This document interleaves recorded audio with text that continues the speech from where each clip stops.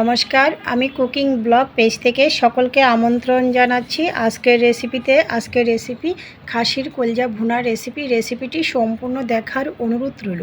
প্রথমেই আমি খাসির কলজাটাকে ভালো করে ধুয়ে পরিষ্কার করে নিয়েছি। এই পর্যায়ে চলে আসছি রান্নায়। চুলা অন করে একটি পাত্র বসিয়ে দিয়েছি, দিয়ে দিয়েছি তেল, কুচানো পেঁয়াজ, সাথে তেজপাতা।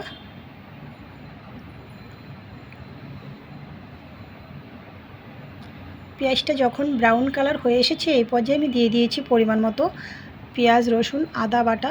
মশলা কষানোর জন্য জল দিয়ে দিয়েছি পরিমাণ মতো হলুদ গুঁড়া, স্বাদ মতো লঙ্কার গুঁড়া, জিরার গুঁড়া পরিমাণ মতো, স্বাদ মতো লবণ, স্বাদ মতো কাঁচা লঙ্কা,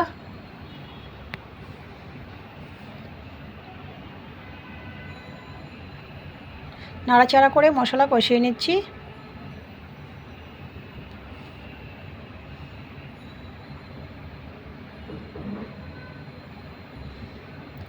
দিয়ে দিয়েছি খাসির কলজা।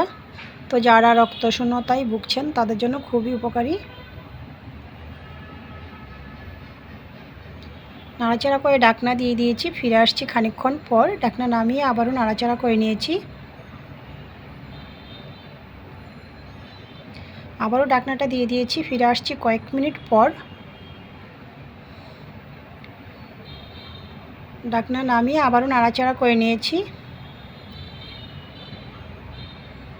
কষানো হয়ে গিয়েছে। এই পর্যায়ে আমি দিয়ে দিয়েছি পরিমাণ মতো গ্রেভি।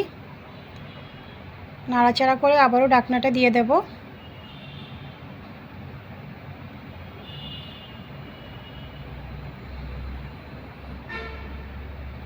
ফিরে আসছি খানিকক্ষণ পর। ঢাকনা নামিয়ে আবারও নাড়াচাড়া করে নিয়েছি।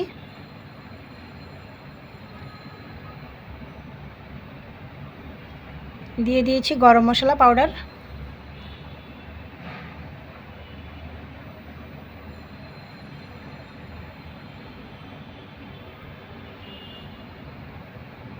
নাড়াচাড়া করে ঢাকনা দিয়ে দিয়েছি। মিনিট খানেক পর চুলার আঁচ বন্ধ করে দিয়েছি। তো রেডি হয়ে গিয়েছে আমার খাসির কলজা ভুনার রেসিপি।